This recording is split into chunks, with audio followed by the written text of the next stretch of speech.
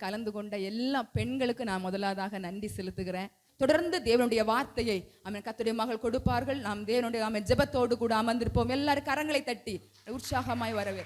ஹல்லேலூயா. எத்தனை பேர் சந்தோஷமா இருக்கிறீங்க? ஆமென். ஹல்லேலூயா. இந்த நாளிலும் கூட உங்கள் நடுவிலே வந்து கர்த்தருடைய வார்த்தையை பிரசங்கிக்கும்படியாக எனக்கு வாய்ப்பு கொடுத்த பாஸ்டர் அவர்களுக்கும் பாஸ்டர் அம்மா அவர்களுக்கும் வடக்கங்குளம் ஏஜி சபையின் சார்பாகவும் எங்களுடைய பாஸ்டருடைய சார்பாகவும் உங்கள் அனைவருக்கும் என்னுடைய வாழ்த்துதலை தெரிவித்துக் கொள்ளுகிறேன். ஹல்லேலூயா, ஹல்லேலூயா. ஆண்டவர் வசனத்தை அனுப்பி நம்மளை குணமாக்குகிற பரிசுத்த ஆவியானவர். வசனம்தான் ஒரு மனுஷனுடைய வாழ்க்கையிலே பெரிய மாற்றத்தை கொண்டு வரும். வசனத்தை கேட்பதற்கு நீங்கள் வாஞ்சையோடு தாகத்தோடு இருப்பீர்களே ஆனால், ஒருவேளை போராட்டத்தோடு வந்திருக்கலாம், குழப்பத்தோடு வந்திருக்கலாம், மனபாரத்தோடு வந்திருக்கலாம், வியாதியோடு வந்திருக்கலாம், பலதரப்பட்ட சூழ்நிலையில நீங்க வந்திருக்கலாம். இன்னைக்கு ஆண்டவர் உங்களை குணமாக்க போகிறார். எத்தனை பேர் விசுவாசிக்கிறீங்க? ஹல்லேலூயா. ஒரு வேத வசனத்தை நாம் வாசிப்போம். சங்கீதம் 23வது சங்கீதத்தை நாம் எல்லாரும் திருப்பிக் கொள்ளுவோம். சங்கீதம் 23வது சங்கீதம் நம்ம எல்லாருக்கும் தெரிந்த ஒரு பகுதி தான். 23வது சங்கீதம் அதனுடைய 5வது வசனத்தை வாசியுங்கள், பார்க்கலாம். என் சத்துருக்களுக்கு முன்பாக நீர் எனக்கு ஒரு பந்தியை ஆயத்தப்படுத்தி என் தலையை எண்ணெயால் அபிஷேகம் பண்ணுகிறீர், என் பாத்திரம் நிரம்பி வழிகிறது. ஆமென். அல்லேலூயா. ஆண்டவரிடத்திலே கேட்கும் பொழுது, ஆண்டவரே இந்த சபைக்கு என்ன பேச வேண்டும்? பெண்கள் எல்லாம் அதிகமாய் வருகிறார்கள் என்று சொல்லுகிறார்கள். பாஸ்டர் சொன்னாங்க ஆண்களும் வருவாங்க, நான் பெண்களை குறித்து பேசவா என்னதை குறித்து பேசவா அப்படின்னு கேட்கும் பொழுது ஆண்டவர் அபிஷேகத்தை குறித்து பேசு என்று சொன்னார். ஹல்லேலூயா. எல்லாரையும் ஆண்டவர் அபிஷேகம் பண்ணி இருக்கிறார். அபிஷேகம் பெற்றவர்கள் ஒரு அல்லேலூயா சொல்லுங்க பார்க்கலாம். ஹல்லேலூயா. ஒவ்வொருவரையும் தேவன் அபிஷேகம் பண்ணி இருக்கிறார். உங்களை அபிஷேகம் பண்ணினவர் பரிசுத்த ஆவியானவர். நாம் யாருக்கும் அபிஷேகம் பண்ண வேண்டிய அவசியம் இல்லை. தெய்வம் தான் நம்மளை அபிஷேகம் பண்ணி இருக்கிறார். இன்றைக்கு இந்த உலகத்தில் இருக்கிற ஜனங்கள் எல்லாம் தெய்வத்துக்கு அபிஷேகம் பண்ணுகிறார்கள். ஆனால் நம்முடைய ஆண்டவர் நம்மை அபிஷேகம் பண்ணுகிற பரிசுத்த ஆவியானவராக இருக்கிறார். அவர் நமக்குள்ளே அபிஷேகத்தை கர்த்தர் வைத்திருக்கிறார். அவராலே பெற்ற அபிஷேகம் நமக்குள்ளே நிலைத்திருக்கிறது. ஆமென். அல்லேலூயா, ஹல்லேலூயா. ஒவ்வொரு நாளும் நீங்க ஆண்டவரை தேடி வரும் பொழுது, அவருடைய பாதத்தில் உட்காரும் பொழுது, அவரை ஆராதிக்கும் பொழுது உங்க மேல ஒரு அபிஷேகம் இறங்கி கொண்டே இருக்கும். தாவீது சொல்லுகிறான், புது எண்ணெயினால் என்னை அபிஷேகம் பண்ணும் ஆண்டவர் என்று சொல்லி. ஒவ்வொரு நாளும் புதிய எண்ணெயினால கர்த்தர் நம்முடைய தலையில் என்ன செய்யறாரு? அபிஷேகத்தை அவர் ஊற்றி கொண்டே இருக்கிற பரிசுத்த ஆவியானவர். ஹல்லேலூயா. அபிஷேகம் என்ற வார்த்தைக்கு எபிரேய பாஷையிலே மாஷாக் என்று அர்த்தம். தமிழிலே அபிஷேகம் என்று அர்த்தம். அபிஷேகம் என்றால் தெய்வீக பணிக்காக ஆண்டவர் நம்மளை நியமித்து வச்சிருக்கிறார். எதற்காக நியமித்து வச்சிருக்கிறார்? தெய்வீக பணியை நீங்கள் நிறைவேற்றுவீர்கள் என்று சொல்லி ஆண்டவர் அறிந்து உங்க மேல ஒரு அபிஷேகத்தை கர்த்தர் வைத்திருக்கிறார். ஆமென். அல்லேலூயா. அபிஷேகம் என்றால் ஊற்றுதல் அல்லது நிரப்புதல் என்று அர்த்தம். ஆமென். அல்லேலூயா. அபிஷேகம் என்றால் ஊற்றுதல் அல்லது நிரப்புதல் என்று அர்த்தம். ஒவ்வொருவரையும் ஆண்டவர் ஒவ்வொரு விதமாக கர்த்தர் அபிஷேகம் பண்ணி இருக்கிறார். உங்க மேல ஒரு அபிஷேகம், எங்க மேல ஒரு அபிஷேகம். உங்க மேல ஒரு சித்தம், எங்க மேல ஒரு சித்தம். ஆமென். அல்லேலூயா. அதனால வசனம் சொல்லப்பட்டிருக்கிறது, மாம்சமான யாவர் மேலும் என் ஆவியை ஊற்றுவேன். எல்லார் மேலும் அவருடைய ஆவியை அவர் ஊற்றுகிற பரிசுத்த ஆவியானவராக இருக்கிறார். நீங்கள் இந்த ஆலயத்திற்கு சும்மா ஒருவரும் வந்ததில்லை. யாராவது சும்மா வந்தீங்களா? சும்மா வந்தேன்னு சொல்ல முடியாது. ஒவ்வொருவரும் ஒவ்வொரு தருணத்திலே கர்த்தர் உங்களை ரட்சித்திருக்கிறார். ஒவ்வொருவரையும் ஒரு நோக்கத்தோடு கூட, ஒரு சித்தத்தோடு கூட, ஒரு எதிர்பார்ப்போடு கூட, ஒரு முகாந்தரத்தோடு கூட ஆண்டவர் உங்களை அபிஷேகம் பண்ணி வைத்திருக்கிறார். இன்றைக்கு நீங்கள் இந்த ஆலயத்திற்கு வந்திருப்பது ஒரு முகாந்திரம் உண்டு. ஆமென். அல்லேலூயா. நீங்க சும்மா வரவில்லை, ஆவியானவரால கொண்டு வரப்பட்டிருக்கிறீர்கள். ஆண்டவர் உங்களை இந்த இடத்திலே கொண்டு வந்திருக்கிறார். தாவீது சொல்றார்ல, நான் வந்ததற்கு ஒரு முகாந்திரம் உண்டு. இன்றைக்கு நீங்கள் வந்ததற்கு ஒரு முகாந்திரம் உண்டு. பெண்களே, நீங்கள் வந்ததற்கு ஒரு முகாந்திரம் உண்டு. ஆண்களே, நீங்கள் வந்ததற்கு ஒரு முகாந்திரம் உண்டு. உங்க மேல கர்த்தர் ஒரு அபிஷேகத்தை வைத்திருப்பாரே, ஆனால் அந்த அபிஷேகம் சாதாரணமானது அல்ல. அது அசாதாரணமான காரியங்களை செய்யும்படி ஆண்டவர் உங்களை அபிஷேகம் பண்ணி வைத்திருக்கிறார். அபிஷேகம் அது பெரிய காரியங்களை செய்யும். அபிஷேகம் பண்ணின தேவன் நமக்குள்ளே இருக்கிறார். நாம் சாதாரணமானவர்கள் தான். ஆனால் நமக்குள்ளே இருக்கிற பரிசுத்த ஆவியானவர் அவர் சர்வ வல்லமை உள்ள தேவன். உலகத்திலே இருப்பவரிலும் உங்களிலே இருக்கிற இயேசு பெரியவர். நீங்கள் சிறியவரா இருந்தாலும் உங்களுக்குள்ள இருக்கிற அபிஷேகம் பெரியது. அது பெரிய காரியங்களை செய்யும். ஆமென், அல்லேலூயா. ஒருவேளை நீங்க நினைக்கலாம், நான் சின்னவ தான், எனக்கு படிப்பு இல்லை, எனக்கு அறிவு இல்லை, எனக்கு தேவையான ஞானம் இல்லை நீங்க நினைக்கலாம். ஆண்டவர் அறிவை பார்க்கறது இல்லை, ஞானத்தை பார்க்கறது இல்லை, எதையுமே பார்க்கறது இல்லை. உங்க இருதயத்தை பார்த்து தான் உங்களை அபிஷேகம் பண்ணி வைத்திருக்கிறார். ஆமென், அல்லேலூயா. அந்த பழைய ஏற்பாட்டு காலத்துல அபிஷேகம் எதற்காகலாம் இந்த எண்ணெய் பயன்படுத்தப்பட்டது என்றால், ஆசாரியர்களை நியமிக்கும்படியாகவும், ராஜாக்களை நியமிக்கும்படியாகவும், தீர்க்கதரிசிகளை ஏற்படுத்தும்படியாகவும், கர்த்தருடைய ஆலயத்தில் நின்று அவருடைய பணிவிடையை செய்யும்படியாகவும், அவருடைய சேவையை செய்யும்படியாகவும் ஆண்டவர் என்ன செய்தாரு? ஒவ்வொருவரையும் எண்ணெயினால் அபிஷேகம் பண்ணி வைத்தார். ஆமென், அல்லேலூயா. ஆனால் புதிய ஏற்பாட்டு காலத்துல நம்ம என்ன செய்யறோம்? எண்ணெயை எடுத்து அதை ஜெபம் பண்ணி நம்முடைய சரீரத்தில் விசுவாசத்தோடு பூசும் பொழுது விசுவாசம் உள்ள ஜெபம் பிணியாளிகளை ரட்சிக்கும். ஆமென், அல்லேலூயா. ஒருவன் வியாதியஸ்தனா இருந்தால், ஒருவன் பலவீனம் உள்ளவனா இருந்தால் அவனிடத்தில் என்ன செய்யணும்? மூப்பர்கள் வந்து எண்ணெயை எடுத்து பூசும் பொழுது, அந்த எண்ணெயை விசுவாசத்தோடு அவர்கள் ஏற்றுக்கொள்ளும் பொழுது, சரீரத்தில் பூசும் பொழுது எந்த நோயா இருந்தாலும், எந்த ரோகமா இருந்தாலும் ஆண்டவர் அவர்களை சொஸ்தமாக்குகிற பரிசுத்த ஆவியானவராய் இருக்கிறார். அல்லேலூயா. பழைய ஏற்பாட்டு காலத்துல மேய்ப்பர்கள் என்ன செய்வார்கள் தெரியுமா? ஆடுகள் பலவீனம் அடையும் பொழுது, ஆடுகள் அதாவது தளர்ந்து போகும் பொழுது, ஆடுகளுடைய சரீரத்தில் இருக்கிற பேன்கள் காதுக்குள்ளே போகாமல் இருப்பதற்கு, அதாவது வண்டுகள் கடித்து ஆடுகள் மரித்து போகாமல் இருப்பதற்கு எண்ணெய் என்ன செய்வார்களாம்? ஆட்டினுடைய ரோமத்தின் மேலும் உச்ச தலையிலிருந்து உள்ளம் கால் வரைக்கும் பூசும் பொழுது அந்த ஆடு என்ன செய்யுமா?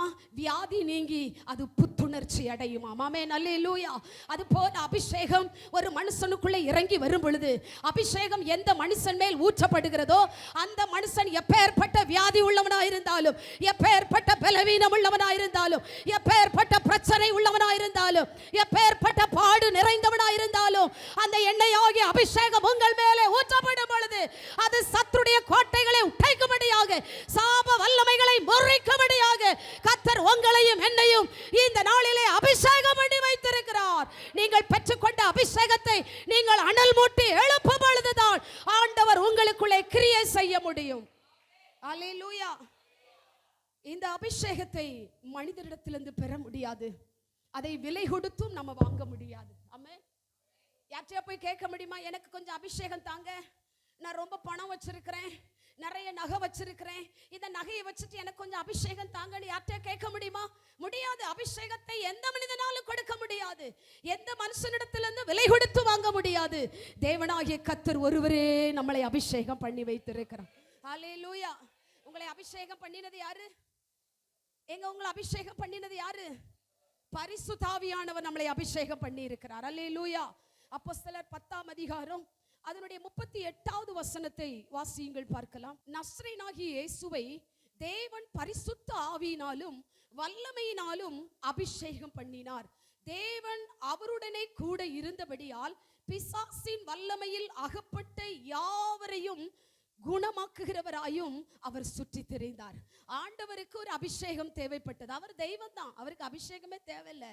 ஆனா அந்த உலகத்துல அவர் ஜீவிக்கிற நாட்களில அவருக்கு அபிஷேகம் தேவை. ஆமென், அல்லேலூயா.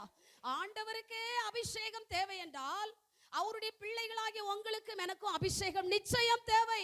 அபிஷேகம் இல்லாமல் பரலோக ராஜ்யம் செல்ல முடியாது.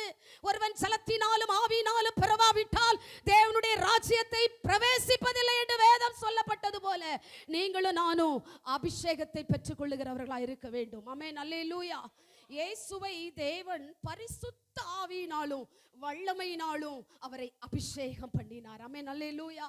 நமக்குள்ளே தேவன் வல்லமையினாலும் அக்கினியினாலும் நம்மளை அபிஷேகம் பண்ணி இருக்கிறார். அல்லேலூயா. நமக்குள்ளே பரிசுத்த ஆவி இருக்கிறது. அந்த பரிசுத்த ஆவியை நீங்கள் என்றைக்கு அனல் மூட்டி எழுப்புகிறீர்களோ, என்றைக்கு பரிசுத்த ஆவியானவருக்கு நீங்கள் இடம் கொடுக்கிறீர்களோ, என்றைக்கு பரிசுத்த ஆவியினால நிறைந்து நீங்கள் ஜெபிக்கிறீர்களோ, அப்பொழுதுதான் பரிசுத்த ஆவியானவர் உங்களிலே கிரியை செய்ய முடியும். அல்லேலூயா. இன்னைக்கு நிறைய பேர் நான் அபிஷேகம் பெற்றேன் நீங்க சொல்லலாம். பல வருடங்களுக்கு பெற்றுட்டேனா, பல மாதங்களுக்கு முன்பாக பெற்றுட்டேன், ஒரு நற்செய்தி கூட்டத்தில் பெற்றுட்டேன். அதுவல்ல, பெற்றுக்கொண்ட அபிஷேகத்தை நாளுக்கு நாள் புதுப்பித்துக் கொண்டே இருக்க வேண்டும். அதே நம்ம நாளுக்கு நாள் என்ன செய்யணும்? அனல் மூட்டி எழுப்ப எழுப்ப எழுப்பதான் அந்த அபிஷேகத்தை கத்தர் அக்கினியாய் கத்தர் மாற்றுவார். அக்கினியாய் நம்மளை கத்தர் மாற்றுவார். நீங்கள் சாதாரணமானவர்கள் தான், ஆனா உங்களுக்குள்ள இருக்கிற அபிஷேகம் அது அசாதாரணமான காரியங்களை செய்யும். நாம் பார்வையிலே அற்பமானவர்கள் தான், நான் மனுஷரால் புறம்பே தள்ளப்பட்டவர்கள் தான், நாம் ஒன்றுக்கு பிரயோஜனம் இல்லாதவர்கள் தான், குடும்பத்தாரால் ஒதுக்கப்பட்டவர்கள் தான். ஆனால் ஒதுக்கப்பட்டவர்களையும் புறம்பே தள்ளப்பட்டவர்களையும் படிப்பறிவில்லாதவர்களை தேடி வந்து ஆண்டவன் நம்மளை அபிஷேகித்தார் என்று சொன்னால் உங்க மேல ஒரு திட்டம் இருக்கிறது, உங்க மேல ஒரு நோக்கம் இருக்கிறது. உங்களை ஆண்டவர் சும்மாய் தெரிந்து கொள்ளவில்லை. தாயின் கருவிலே உருவாவதற்கு முன்பதாகவே ஆண்டவர் உங்களை முன்குறித்து வைத்திருக்கிறார். நீங்களும் நானும் தேவனால் தெரிந்து கொள்ளப்பட்ட தெய்வத்தினுடைய பிள்ளைகள்.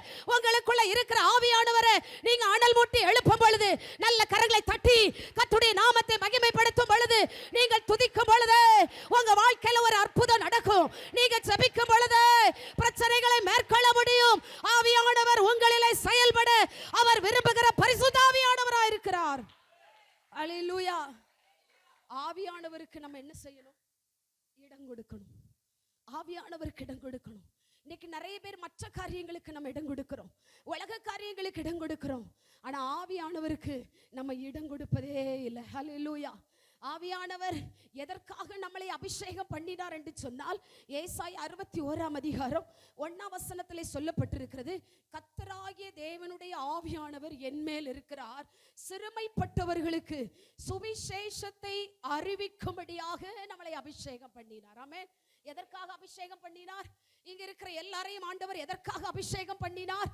சுவிசேஷத்தை நீங்கள் அறிவிக்கும்படியாக, நீங்கள் பெற்றுக்கொண்ட ரட்சிப்பை மற்ற புறஜாதியான ஜனங்கள் பெற்றுக்கொள்ளும்படியாக, அநேகரை கிறிஸ்துவுக்கு நேராக திருப்பும்படியாக ஆண்டவர் உங்களை அபிஷேகம் பண்ணி வைத்திருக்கிறார். இன்னைக்கு எத்தனை பேர் அபிஷேகத்திற்காக ஜெபிக்கிறாங்க, எவ்வளவோ உபவாசம் இருக்கிறாங்க, எவ்வளவோ ஜெபம் பண்றாங்க, ஆனால் அபிஷேகம் கிடைப்பதில்லை.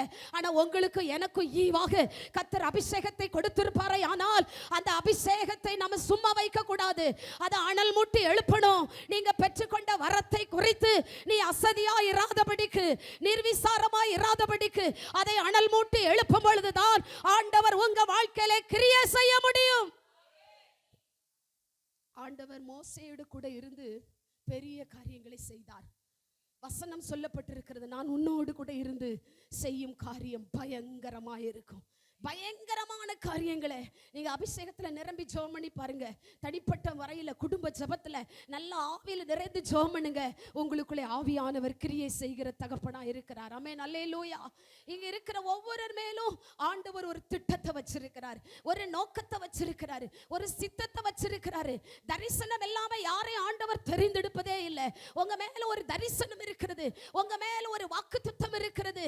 இந்த தரிசனத்தை என் மகள் நிறைவேற்ற மாட்டாள், என் தரிசனத்தை என் மகன் நிறைவேற்ற மாட்டானா என்று வாஞ்சையோடு தாகத்தோடு கூட ஆண்டவர் இந்த ஆலயத்திற்குள்ளே உலாவி வருகிறார். உமேல ஒரு அபிஷேகத்தை நான் வச்சிருக்கிறேனே, என் ராஜ்யத்தின் பணியை நிறைவேற்றும்படியாக, பரலோக ராஜ்யத்தை கட்டி எழுப்பும்படியாக, பரலோக சேவையை செய்யும்படியாக நான் உன்னை அபிஷேகித்தனே, உன் அபிஷேகம் எங்கே என்று ஆண்டவர் கேட்கிறார். இன்றைக்கு அபிஷேகத்தை நீங்கள் அனல் மூட்டி எழுப்புவீர்களே, ஆனால் உங்களை கொண்டு ஆண்டவர் பெரிய காரியங்களை செய்வார். இதுவரை இல்லாத ஒரு மாற்றத்தை நீங்கள் பார்க்க முடியும், இதுவரை இல்லாத ஒரு வளர்ச்சியை நீங்கள் பார்க்க முடியும், இதுவரை இல்லாத ஒரு அறுவடையை நீங்கள் பார்க்கும்படியாக கர்த்தருடைய ஆவியானவர் உங்கள் மேல் இறங்கி வருகிற பரிசுத்த ஆவியானவர், நான் உன்னோடு கூட இருந்து நான் செய்யும் பயங்கரமான காரியத்தை உன் வாழ்க்கையிலே நான் அதை கடைபிடிப்பேன் என்று சொல்லி, உன்னுடைய வாழ்க்கையிலே அதை செயல்படுத்துவேன் என்று சொல்லி ஆண்டவர் இந்த ஆலயத்திலே உலாவி வருகிறார். அல்லேலூயா. ஹல்லேலூயா. ஹல்லேலூயா.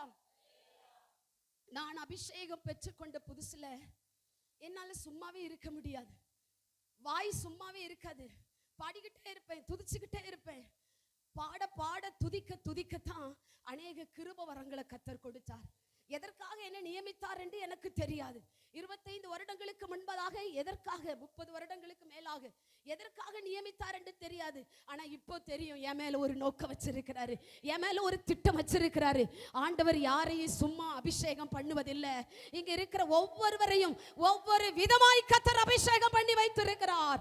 நீங்கள் ஒவ்வொருவரும் இந்த சபைக்கு ஆத்துமாக்களை கொண்டு வரும்படியாக, இந்த சபையை பரலோக ராஜ்யத்திற்கு சொந்தமாக்கும்படியாக, அநேக ஆத்துமாக்களை இந்த பானாங்குளம் சர்ச்சைக்கு கொண்டு வரும்படியாக கர்த்தர் உங்களை அபிஷேகம் பண்ணி வைத்திருக்கிறார். அபிஷேகம் பண்ணப்பட்ட தேவ பிள்ளையே, உனக்குள்ள இருக்கிற அபிஷேகத்தை அனல் மூட்டி எழுப்பும் பொழுது உன்னை கொண்டு ஆண்டவர் பெரிய காரியங்களை செய்வார். ஹல்லேலூயா, ஹல்லேலூயா. இன்னைக்கு நம்ம நினைக்கலாம், எனக்கு அபிஷேகம் இருந்து எனக்கு என்ன பிரயோஜனம், எனக்கு ஞானமும் இல்லை, அறிவும் இல்லை, படிப்பும் இல்லை அப்படின்னு நினைக்கலாம். தேவனுடைய ராஜ்யத்தின் சேவையை செய்வதற்கு படிப்பு தேவையில்லை, பட்டமும் தேவையில்லை, பதவியும் தேவையில்லை, அபிஷேகம் மாத்திரமே தேவை. நீங்க வேதத்துல வாசித்து பாருங்க, நிறைய பேர் படிச்சவங்கள கர்த்தர் பயன்படுத்தினாரு இல்ல, படிக்காதவர்களைத்தான் அபிஷேகத்துல கர்த்தர் பயன்படுத்தினார். பேதுருவை எடுத்துக்கொள்ளுங்க, படிப்பறிவில்லாதவன், மீன் பிடிக்க தெரிஞ்ச அவனுக்கு மீன் தான் பிடிக்க தெரியும். ஆனா அவனுடைய ஒரே பிரசங்கத்துல 3000 பேர் ரட்சிக்கப்பட்டாங்க. காரணம் அவனுக்குள்ள இருந்த அபிஷேகம். படிப்பறிவில்லாதவர்களையும் பேதைகளையும் அவர் ஞானியாய் மாற்றுகிற பரிசுத்த ஆவியானவர். எனக்கு படிப்பு இல்லை நீங்க சொல்லலாம், திறமை இல்லைன்னு சொல்லலாம், அறிவு இல்லைன்னு சொல்லலாம், என்னால பேச முடியாதுன்னு சொல்லலாம், என்னால ஜெபிக்க முடியாதுன்னு சொல்லலாம். பேதுருவையே பயன்படுத்தின ஆண்டவர் உங்களையும் பயன்படுத்த மாட்டாரா? உங்களையும் ஆண்டவர் பயன்படுத்த மாட்டாரா? உங்க அபிஷேகத்தை நீங்க என்னைக்கு அனல் மூட்டி எழுப்புகிறீங்களோ அன்றைக்கு உங்களை ஆண்டவர் பயன்படுத்துவார். உங்க வார்த்தையில, உங்க வார்த்தையை கேட்டு அநேகர் தேவ சமூகத்திற்கு வரும்படியாக ஆண்டவர் உங்களை ஒரு கருவியாய் பயன்படுத்துவார். அல்லேலூயா. 1 கொரிந்தியர் 1ஆம் அதிகாரம் அதனுடைய 26, 27, 28 வசனத்திலே சொல்லப்பட்டிருக்கிறது, நீங்கள் அழைக்கப்பட்ட அழைப்பை பாருங்கள். மாம்சத்தின்படி ஞானிகள் அநேகர் இல்லை, வல்லவர்கள் அநேகர் இல்லை, பிரபுக்கள் அநேகர் இல்லை. ஞானிகளை வெட்கப்படுத்தும்படி தேவன் உலகத்தில் பைத்தியமானவைகளை தெரிந்து கொண்டார். பலமுள்ளவைகளை வெட்கப்படுத்தும்படி தேவன் உலகத்தில் பலவீனமானவைகளை தெரிந்து கொண்டார். உள்ளவைகளை அவமாக்கும்படி உலகத்தின் இழிவானவைகளையும் அற்பமாய் எண்ணப்பட்டவர்களையும் தேவன் தெரிந்து கொண்டார். நம்ம எல்லாரையும் தேவன் எப்படி தெரியுமா தெரிந்து கொண்டாரு? உலகம் நம்மளை வெறுத்துச்சு, உலகம் நம்மளை வெறுத்துச்சு, உலகம் ஒரு வேண்டாத கல்ல போல நம்மளை தூக்கி எறிந்துச்சு. ஆனா தூக்கி எறியப்பட்ட நம்மளை தேடி வந்து கர்த்தர் அபிஷேகம் பண்ணி வச்சிருக்கிறார். ஞானம் தேவையில்லை, அறிவு தேவையில்லை, படிப்பு தேவையில்லை, அழகு தேவையில்லை, அந்தஸ்து தேவையில்லை, சொத்து தேவையில்லை, நகை தேவையில்லை. அவருக்கு தேவை அபிஷேகம் தான், அவருக்கு தேவை அபிஷேகம் தான். நான் உன் மேல வைக்கிற அபிஷேகத்தை குறித்து நீ அசதியா இராதே. உனக்கு உண்டான தேவ வரத்தை நீ அனல் மூட்டி எழுப்பு. அனல் மூட்டி எழுப்ப எழுப்ப எழுப்பத்தான் ஆண்டவர் உங்க மூலமாய் செயல்படுகிற பரிசுத்த ஆவியானவர். அல்லேலூயா, அல்லேலூயா. வேதத்துல நிறைய மனுஷர்களுக்குள்ள ஆண்டவர் அபிஷேகத்தை கர்த்தர் வச்சாரு. நீங்க கிதியோனை எடுத்து பாருங்க. கிதியோன் மேல ஆவியானவர் இறங்கி வரும் பொழுது ஆண்டவர் சொன்ன ஒரு வார்த்தை என்ன தெரியுமா? பராக்கிரமசாலியே, கர்த்தர் உன்னோடு கூட இருக்கிறார். அப்ப அபிஷேகம் ஒரு மனுஷனுக்குள்ள இறங்கி வரும் பொழுது அவனை கர்த்தர் பராக்கிரமசாலியாய் மாற்றுகிறார். எப்படி மாற்றுறாரு? சும்மா பராக்கிரமசாலியா நம்ம மாற முடியாது. ஆவியானவர் என்னைக்கு நமக்குள்ள வாராரோ அன்னைக்கு தான் நம்மளையே ஆண்டவர் எப்படி மாற்றுறாரு? பராக்கிரமசாலிகளாய் கர்த்தர் மாற்றுகிறார். பராக்கிரமசாலியா மாற்றினா தான் இஸ்ரவேல் ஜனங்களுக்கு விரோதமாய் வந்த மீதியானியர்களை என்ன செய்ய முடியும்? நிர்மூலமாக்க முடியும். இந்த மீதியானவர்கள் எப்ப பார்த்தாலும் சண்டை போட்டுக்கிட்டே இருப்பான்.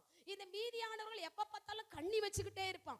இந்த மீதியானவர்கள் என்ன செய்வாங்க? எப்ப பார்த்தாலும் ஏதாவது பேசிக்கிட்டே இருப்பாங்க. அப்படிப்பட்ட மீதியானவர்களை நீங்கள் வீழ்த்த வேண்டுமானால் உங்களுக்குள்ளே ஒரு அபிஷேகம் தேவை. இன்னைக்கு நமக்கு விரோதமாய் அநேக மீதியானியர்கள் இருப்பார்கள்.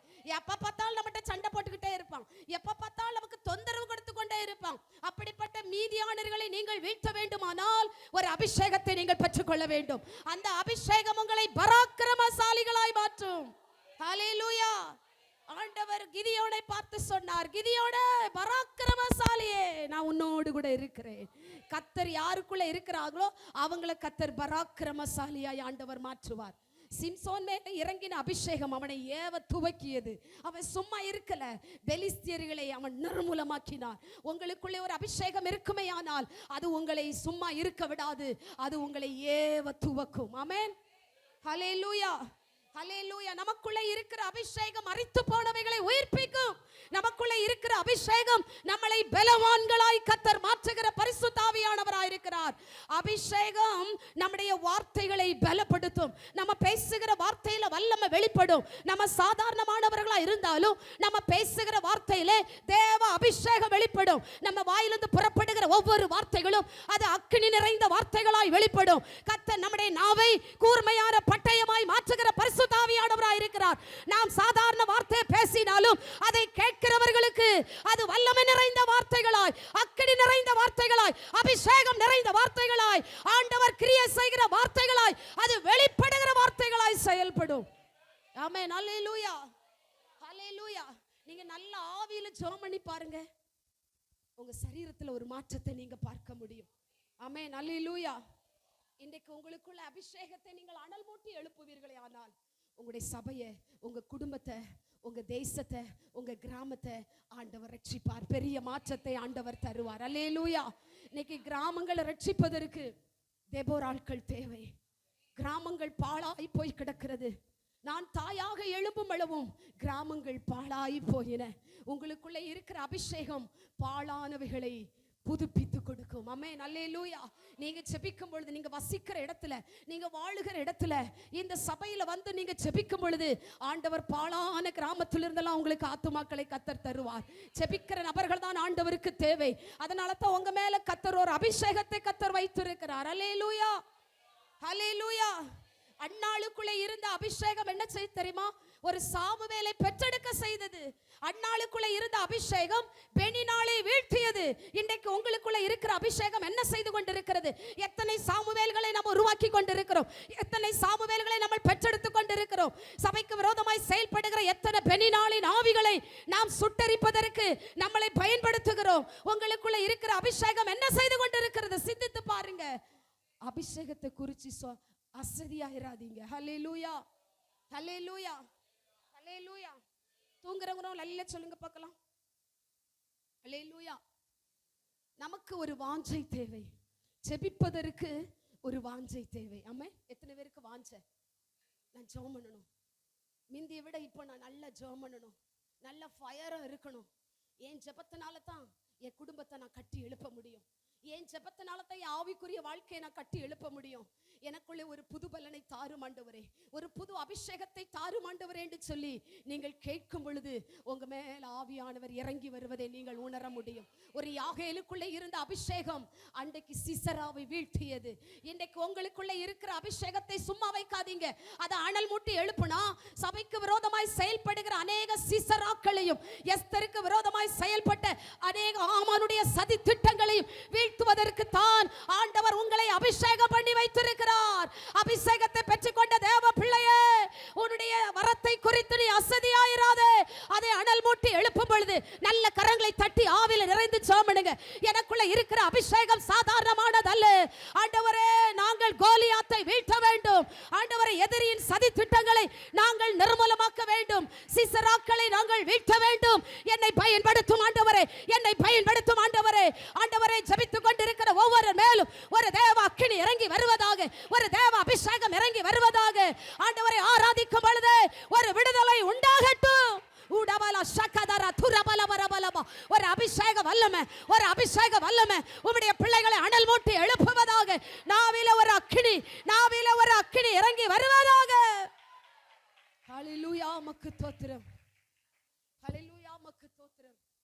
இன்னைக்கு நிறைய பேர் அபிஷேகத்துக்கு முக்கியத்துவம் கொடுப்பதில்லை, மற்ற காரியத்துக்கெல்லாம் முக்கியத்துவம் கொடுக்கிறோம். அபிஷேகம் தான் ரொம்ப முக்கியம்.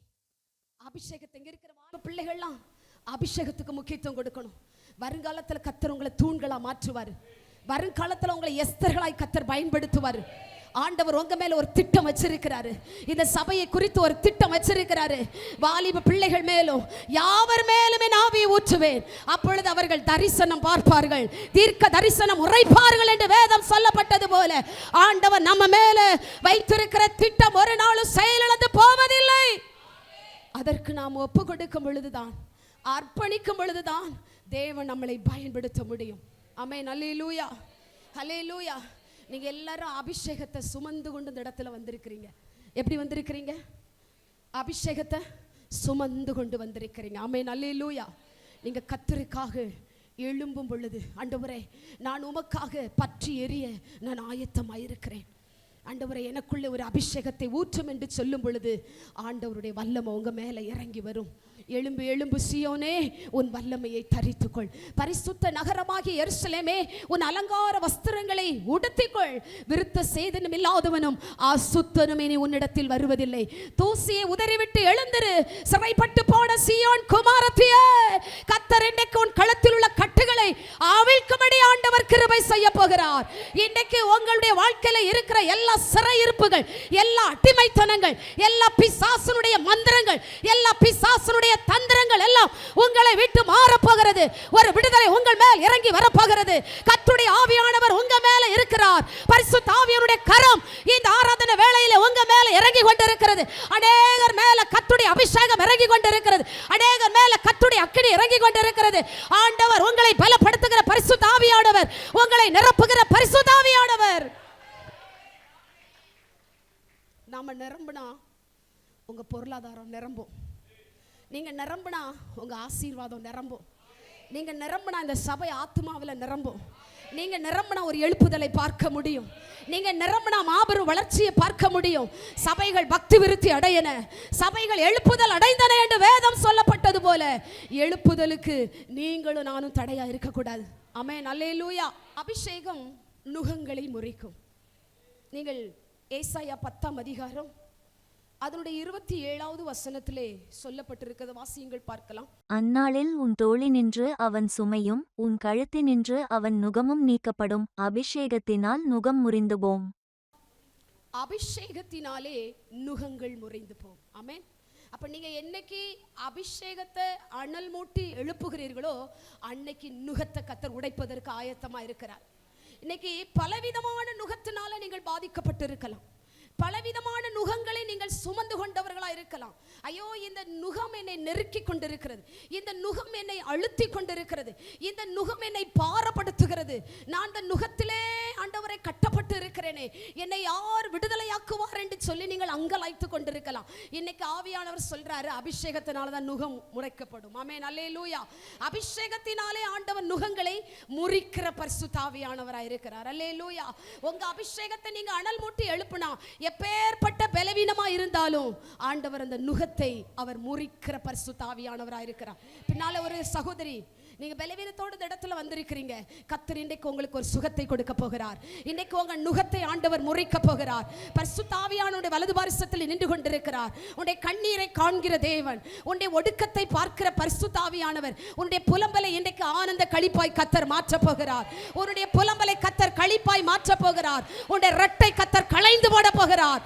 மகிழ்ச்சி என கட்டினால் ஆண்டவர் உன்னை நிரப்ப போகிறார். உனக்குள்ள இருக்கிற அபிஷேகத்தை நீ அனல் மூட்டி எழுப்பு, அனல் மூட்டி எழுப்பு. அந்த நுகம் இப்பொழுது உடைக்கப்படுகிறது. அந்த நுகம் இப்பொழுது உடைக்கப்படுகிறது. உன்னுடைய சரீரத்தில் ஒரு மாற்றத்தை நீங்க பார்க்க போறீங்க. உன்னுடைய சரீரத்தில் ஒரு விடுதலையை பார்க்க போறீங்க. உன்னுடைய சரீரத்தில் இருக்கிற கட்டுகளை கர்த்தர் இன்றைக்கு உடைக்க போகிறார். எல்லா சாப வல்லமைகள், எல்லா அந்தகார வல்லமைகள், எல்லா மாந்திரீக வல்லமைகள் இயேசுவின் நாமத்தினாலே வெளியேறுகிறது. இயேசுவின் நாமத்தினாலே ஒரு விடுதலை, ஒரு விடுதலையை பெற்றுக்கொள்ளுங்க, ஒரு விடுதலையை பெற்றுக்கொள்ளுங்க. ஆண்டவர் உங்களை சுகமாக்குகிற பரிசுத்த ஆவியானவர். ஹல்லேலூயா. அபிஷேகம் சத்துருடைய கோட்டைகள் எல்லாம் உடைத்து போடும்.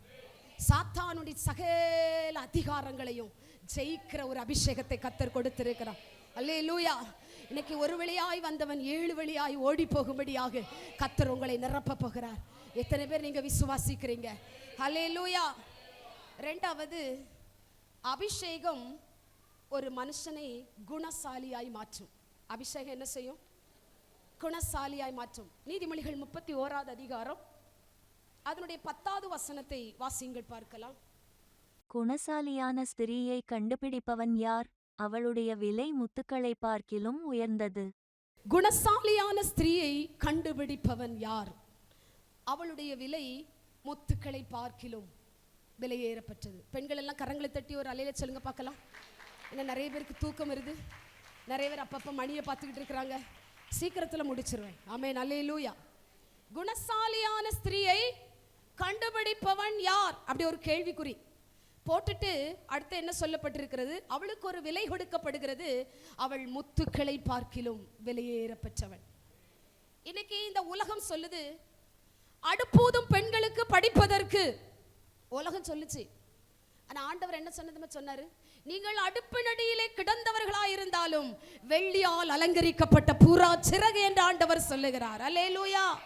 நீங்களும் நானும் எப்பவும் நேரம் செலவழிக்கிற இடம் எது?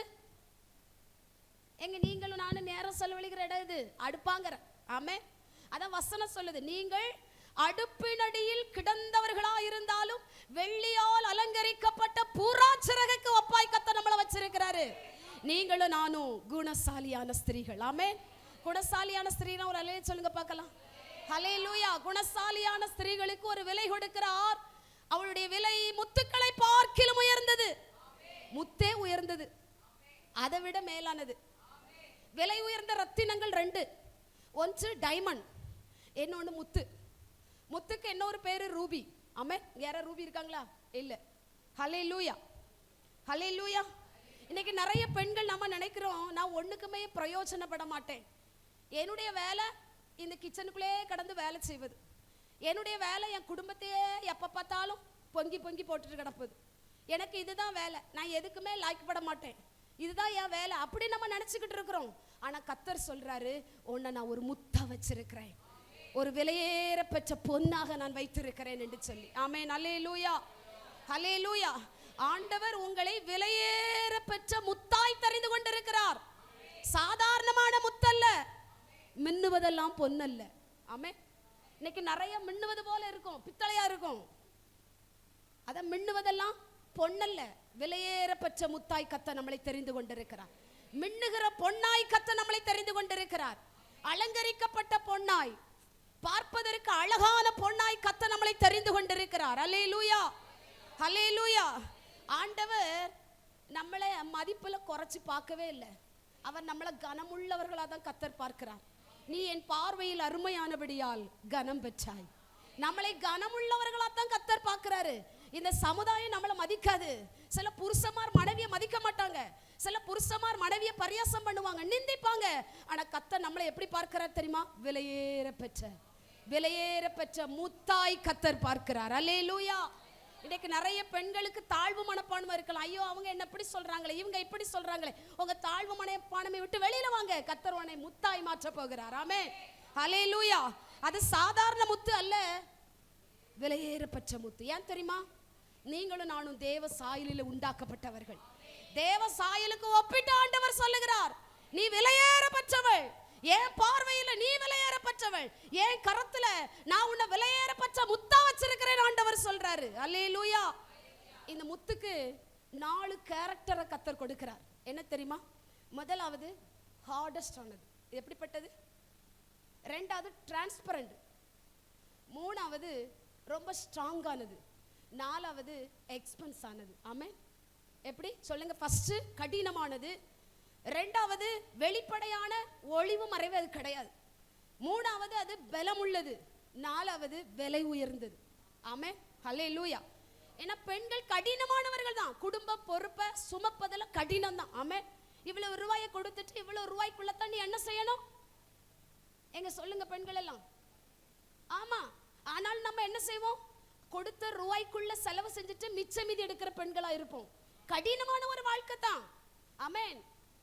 அதாவது பொண்ணு சாதாரணமா அது முத்தா மாறுவதில்லை, அது நெருப்புல போட்டு அதை புடமிட்டு அக்னியில சோதிக்கப்பட்டு அது சுத்த பொண்ணா மாறுது. ஆமென். நம்ம கடினமானவர்களா இருந்தாலும் தேவ சமூகத்துல வந்து உட்கார்ந்து ஜெபித்து சத்தியத்தை கேட்டு வசனத்தினால சுத்திகரிக்கப்பட்டு நம்மள ஆண்டவர் முத்தாய் கர்த்தர் மாற்றுகிறார். முத்து சும்மா வருவதில்லை, தேவ சமூகத்துல உருவாக்கப்படுது. எது தேவ சமூகத்துல தன்னை அர்ப்பணிக்குதோ, எந்த ஸ்திரீ தேவ சமூகத்துல தன்னை ஒப்பு கொடுக்குதோ, அதை ஆண்டவர் விலையேற பெற்ற முத்தாய் கர்த்தர் மாற்றுகிறார். அபிஷேகம் உங்களுக்குள்ள இருக்குமையானால் அது உங்களை விலையேற பெற்ற முத்தாய் மாற்றும். ஹல்லேலூயா, ஹல்லேலூயா. ஹல்லேலூயா. பிரச்சனைகள் வரும்போது, போராட்டங்கள் வரும்போது, உபத்திரவங்கள் வரும்போது, பாடுகள் வரும் பொழுது நீங்களும் நானும் சோர்ந்து போகாதபடி ஆவியிலே ஜெபிக்கும்படி தேவன் நமக்கு கிருபை கொடுக்கிற பரிசுத்த ஆவியானவர். இரண்டாவது குணசாலியான ஸ்திரீ என்ன தெரியுமா செய்வா? இது சொல்லி நம்ம முடிப்போம். 31ஆம் அதிகாரம் அதனுடைய 15வது வசனத்தை வாசிங்கள் பார்க்கலாம். போதும்.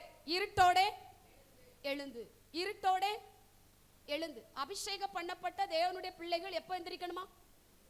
இருட்டோட எழுந்து. விடியற் காலையிலே, அதிகாலையிலே, விடிஞ்ச பிறவல்ல, சூரியன் உதிச்ச பிறவல்ல, இருட்டோடே எழுந்து ஜபிக்கிறவள் தான் குணசாலி.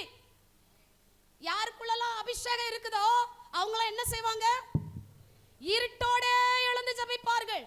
இந்த குணசாலியான ஸ்திரீ தன்னுடைய அதாவது தனிப்பட்ட வாழ்க்கைக்காக, தன்னுடைய குடும்ப வாழ்க்கைக்காக, தன்னுடைய பிள்ளைகளுடைய எதிர்காலத்திற்காக, தான் செய்கிற தொழிலுக்காக, வியாபாரத்திற்காக அது ஆசீர்வாதமா இருக்கும்படி இருட்டோடே எழுந்து ஜெபிக்கிறாள். அப்படி சொல்லிட்டு கீழே உள்ள வசனம் 18வது வசனத்துல சொல்லப்பட்டிருக்கிறது, அவள் விளக்கு அணையாதிருக்கும். அபிஷேகம் பண்ணப்பட்ட தெய்வத்தினுடைய பிள்ளையினுடைய விளக்கை யாரும் அணைக்கவே முடியாது. ஏன் தெரியுமா? அவங்க இருட்டோடே எழுந்து ஜெபிக்கிறவர்கள். நீங்கள் எத்தனை பேர் நீங்கள் இருட்டோட எழுந்து ஜெபிக்கிறீர்கள்? இந்த பானாங்குளத்தில் இருக்கிற விசுவாச ஜனங்களே, ஊரே தூங்கினாலும் நீங்க தூங்கப்படாது. உங்களுக்குள்ள ஒரு அபிஷேகம் இருக்கிறது. அந்த அபிஷேகத்தை அனல் மூட்டி எழுப்பி ஜெபிக்கும் பொழுது உங்க விளக்கை யாரும் அணைப்பதே இல்லை. அந்த விளக்கு உங்களை பிரகாசிக்கும், உங்க வீட்டை பிரகாசிக்கும், உங்க குடும்பத்தை பிரகாசிக்கும். நீங்க வசிக்கிற இடத்துல அந்த விளக்கு வெளிச்சமா இருக்கும். ஆமென். ஹல்லேலூயா, ஹல்லேலூயா. குணசாலியான ஸ்திரீ விலையேறப்பட்ட முத்தாய் மாறுவதற்கு காரணம் என்ன தெரியுமா? அவ இருட்டோட எழுந்து ஜெபிக்கிற பெண்ணா இருக்கிறாள். இன்னைக்கு நிறைய பேர்ட்ட நம்ம கேட்கிறோம், சிஸ்டர் ஏன் ஜெபம் பண்ணல, பிரதர் ஏன் ஜெபம் பண்ணல? சாக்கு போக்கு சொல்றோம், சாக்கு போக்கு சொல்றோம். என்ன சொல்றோம்? செல்போன் பார்க்க நேரம் இருக்கு, ஷாப்பிங் போக நேரம் இருக்கு, டிவி பார்க்க நேரம் இருக்கு, சமையல் பண்ண நேரம் இருக்கு, மற்றவர்களை குறை பேச நேரம் இருக்கு, புருஷன்கிட்ட சண்டை போட நேரம் இருக்கு. ஆனா ஜெபிக்க என்ன இல்ல, நேரம் இல்ல. சொல்ற சாக்கு போக்கு இதுதான். ஜெபிப்பதற்கு பாஸ்டர் கேட்பாங்க, பாஸ்டர்மா கேட்பாங்க, சிஸ்டர் இன்னைக்கு ஜெபம் பண்ணீங்களா? இன்னைக்கு ஏன் சிஸ்டர் ஜெபத்துக்கு வரல? இன்னைக்கு ஏன் சிஸ்டர் ஆராதனைக்கு வரல? இன்னைக்கு ஏன் சிஸ்டர் இந்த பெண்கள் ஜெபத்துக்கு வரல? நேரம் இல்ல பாஸ்டர், நேரம் இல்ல. எனக்கு ரொம்ப பிஸியான ஆட்கள். ஆமென். அல்லேலூயா. முதலமைச்சர் கூட பிஸியா இருந்தாலும் நம்ம என்ன செய்ய மாட்டோம்? ஆமா, ஜெபிப்பதற்கு நேரம் இல்ல. இன்னைக்கு நிறைய பேருடைய ஆவிக்குரிய வாழ்க்கை சீரோவில் இருக்குது. உடைய ஆவிக்குரிய வாழ்க்கை அனல் மூட்டி எழுப்புங்க. உங்க குடும்பத்தை கர்த்தர் ஆசீர்வாதமா மாற்றுவாரு. ஹல்லேலூயா. ஜெபத்தினால தான் உங்க குடும்பத்தை நீங்க கட்டி எழுப்ப முடியும். மற்ற காரியத்திற்கு முக்கியத்துவம் கொடுப்பதை விட சபைக்கும் தேவ சமூகத்தில் வருவதற்கு முக்கியத்துவம் கொடுத்து பாருங்க. உங்க குடும்பத்தை சத்துருக்களுக்கு மேலாக ஆண்டவர் உயர்த்துவார். ஹல்லேலூயா, ஹல்லேலூயா. இன்னைக்கு ஜெபிக்க உட்கார முடியல, ஆலயத்துல உட்கார முடியல, மணிய பாக்குறோம், எப்ப முடிப்பாங்கன்னு பாக்குறோம், உட்கார முடியல. ஆனா மற்ற இடத்துல பாருங்க, பல மணி நேரம் உட்காருவோம், பல மணி நேரம் செலவழிப்போம். உட்கார நேரம் இல்ல. ஹல்லேலூயா, ஹல்லேலூயா. எல்லாத்துக்கும் நேரம் இருக்கு. துணி துவைக்க நேரம் இருக்கு, சமையல் பண்ண நேரம் இருக்கு, அலங்கரிக்க நேரம் இருக்கு, மை போட நேரம் இருக்கு, லிப்டிக் போட நேரம் இருக்கு, மேக்கப் பண்ண நேரம் இருக்கு, எல்லாத்துக்கும் நேரம் இருக்கு. ஜெபிக்க உட்கார நேரம் இல்ல. கர்த்தர் உங்களை பார்க்கிற பரிசுத்த ஆவியானவர். இன்னைக்கு அநேகருடைய ரட்சிப்பின் வாழ்க்கை எங்க போனது? ஆதியில பெற்ற அன்பு எங்க? ஆதியில பெற்ற அபிஷேகம் எங்க? ஆண்டவர் இன்றைக்கு உங்களோடு கூட பேசிக் கொண்டிருக்கிற பரிசுத்த ஆவியானவர். உங்களை ஒரு விலையேற பெற்ற முத்தாய் நான் தெரிந்து கொண்டது ஒரு நோக்கம் இருக்கிறது. நீங்க முத்தாய் மாற வேண்டுமானால் உடைய ஆவிக்குரிய வாழ்க்கை அனல் மூட்டி எழுப்புங்க. ஜெபிக்க முக்கியத்துவம் கொடுங்க, ஜெபிக்க முக்கியத்துவம் கொடுங்க. ஜெபிச்சா உங்க வாழ்க்கை பிரகாசமா மாறும், உங்க முகம் பிரகாசமா மாறும், உங்க பிள்ளைகள் பிரகாசமா இருப்பாங்க, உங்க கூடாரம் பிரகாசமா மாறும், உங்க தொழில் பிரகாசமா மாறும். நீங்க பிரகாசத்தை பார்க்க முடியும். ஹல்லேலூயா, ஹல்லேலூயா. நீங்க ஜெபம் பண்ண உட்கார்ந்தாதானே கர்த்தர் உங்களோட பேசுவாரு, உங்களுக்கு தரிசனம் கொடுப்பாரு. உங்களுடைய பிள்ளைகளுடைய எதிர்காலத்தை குறித்து, உங்க குடும்ப வாழ்க்கையை குறித்து, உங்களை குறித்து தரிசனம் தருவாரு. நம்ம ஜெபம் பண்ணாம இருந்தா ஆண்டவர் எப்படி நம்மோட பேச முடியும்? யோசித்து பாருங்க. இன்னைக்கு நிறைய பிள்ளைகள் திசை மாறி போகுது. காரணம் தாய்மார்கள் ஜெபிக்காதனால. பிள்ளைகளுக்காக நீங்கள் ஜெபிக்க வேண்டும். ஆமென். அல்லேலூயா. அவருடைய சமூகத்தில் ஜெபிக்க உட்கார பழகணும். அல்லேலூயா, அல்லேலூயா, அல்லேலூயா. ஜெபம்தான் உங்களுக்கு இயற்கைக்கு மேற்பட்ட அற்புதத்தை கொண்டு வரும். ஜெபம்தான் சாத்தானுடைய அஸ்திபாரத்தை அசைக்கும். ஜெபம்தான் பலவானுடைய வில்ல ஒடிய பண்ணும். ஜெபம்தான் கூடாரத்துல வெளிச்சத்தை பிரகாசிக்க செய்யும். ஜெபிச்சா வெளியரங்கமான பதில கர்த்தர் தருவார். ஆமென், அல்லேலூயா. ஏனென்றால் ஜெபத்திற்கு வல்லமை உண்டு, ஜெபத்திற்கு வல்லமை உண்டு. உங்க ஜெபம் ஒரு நாள் வீணாய் போவதே இல்லை. காலை ஜெபம் இல்லாத வீடு கதவு இல்லாத வீடு. காலை ஜெபம் பண்ணலையா உங்க வீடு எப்படிப்பட்ட வீடு? கதவு இல்லாத வீடு. குடும்ப ஜெபம் இல்லையா கூரை இல்லாத வீடு. ஹல்லேலூயா. இரவு ஜெபம் இல்லையா இருண்ட வீடு. நம்ம இன்னைக்கு எப்படி ஜெபம் பண்றோம்? காலை ஜெபம் இருக்குதா? குடும்ப ஜெபம் இருக்குதா? சபையில வந்து ஜெபம் பண்றோமா? உங்க வீட்டுக்குள்ள வெளிச்சம் வரணுமா? இயேசு கிறிஸ்து உலாவி வரணுமா? அவருடைய பிரசன்னத்தை நீங்க பார்க்கணும்னா காலையிலும் ஜெபம் பண்ணணும், மாலையிலும் ஜெபம் பண்ணணும், இரவிலும் ஜெபம் பண்ணணும். ஆமென், அல்லேலூயா. ஜெபம் பண்ணாதான் தேவ மகிமை, தேவ பிரசன்னம், தேவ வெளிச்சம் உங்க கூடாரத்தை மூடிக்கொள்ளும், உங்களை மூடிக்கொள்ளும். இஸ்ரவேல் ஜனங்களை ஆண்டவர் வனாந்தரத்தில் வழிநடத்தின போது அந்த மகிமையின் மேகம் ஜனங்களை மூடிக்கொண்டது. ஒரு சத்துரு கூட அவங்கள தொட முடியல. நீங்களும் ஜெபிச்சா ஆண்டவர் உங்களுக்கு ஒரு செட்டையின் மறைவிலே கர்த்தர் உங்களை பாதுகாப்பார். அன்றைக்கு ரூத்து இஸ்ரவேலின் தேவனாகிய கர்த்தருடைய சட்டைகளின் கீழ் வந்த பொழுது நிறைவான பலனை கர்த்தர் கொடுத்தார். உங்களுக்கு நிறைவான பலனை கொடுப்பதற்கு ஆயத்தம் உள்ளவராக இருக்கிறார். குணசாலியான பெண்களே, உங்க அபிஷேகத்தை அனல் மூட்டி எழுப்புங்க. உங்களுக்கு ஒரு சட்டை இருக்கிறது, ஒரு நிறைவான பலன் இருக்கிறது, ஒரு நிறைவான ஆசீர்வாதத்தை கர்த்தர் வச்சிருக்கிறாரு. இந்த சபைக்குள்ள நீங்கள் வரும்போதெல்லாம் ஒரு மகிமையின் மேகம் உங்களை மூடிக்கொள்ளும். ஆமென், அல்லேலூயா. இன்னைக்கு ஆவிக்குரிய வாழ்க்கையில நிறைய பேருடைய விளக்கு அணைஞ்சு போய் கிடக்குது. ஆவிக்குரிய வாழ்க்கையில நிறைய பேருக்கு வெளிச்சம் இல்ல. ஜெபிக்கிறதுக்கு வாயில வார்த்தையே வருவதில்லை.